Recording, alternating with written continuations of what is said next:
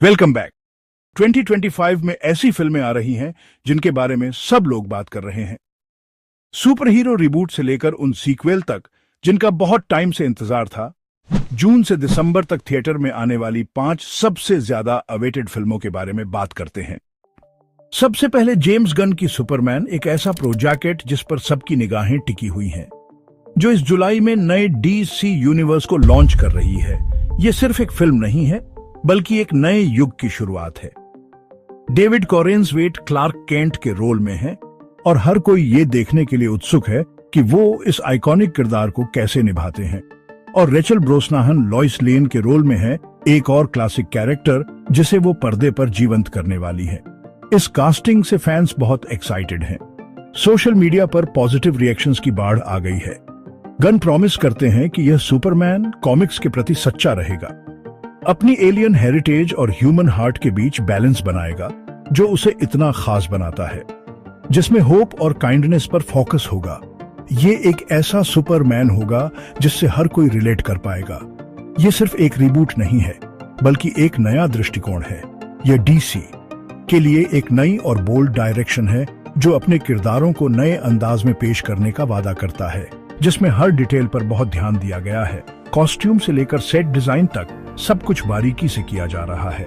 Gun के vision का यह पहला चैप्टर है और वो इसे सफल बनाने के लिए कोई कसर नहीं छोड़ रहे हैं। सभी की नजरें 11 जुलाई पर हैं। ये वो दिन है जब सुपरमैन सिनेमाघरों में उतरेगा, यह देखने के लिए कि क्या डीसी आखिरकार मार्वल के सिनेमैटिक डोमिनेंस को टक्कर दे पाएगा। मुकाबला दिलचस्प होने वाला है। दाव बहुत ऊंचे हैं। डीसी यूनिवर्स का भविष्य इस फिल्म पर टिका है। क्या यह सुपरमैन कामयाब होगा? क्या यह डीसी को नई ऊंचाइयों पर ले जाएगा? हमें जल्द ही पता चलेगा। इंतजार बस कुछ ही दिनों का है। आगे जुरासिक वर्ल्ड रीबर्थ सुपरमैन के ठीक एक हफ्ते बाद थिएटर में आ रही है।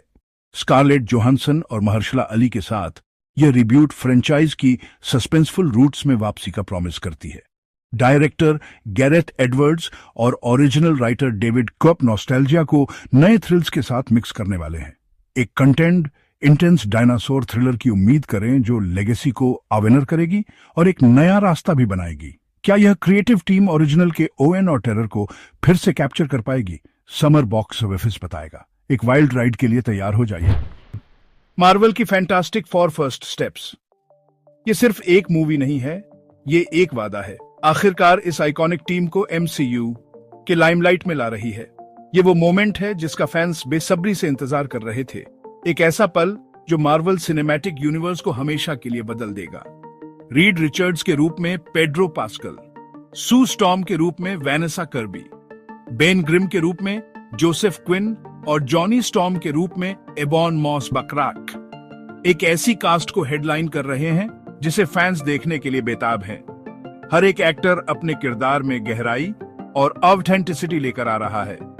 डायरेक्टर मैट शाकमैन के बारे में अफवाह है, जिन्होंने वांडा विजन में अपना टैलेंट दिखाया था, कि वह एक रेट्रो फ्यूचरिस्टिक 1960 के दशक से इंस्पायर्ड टेक देंगे।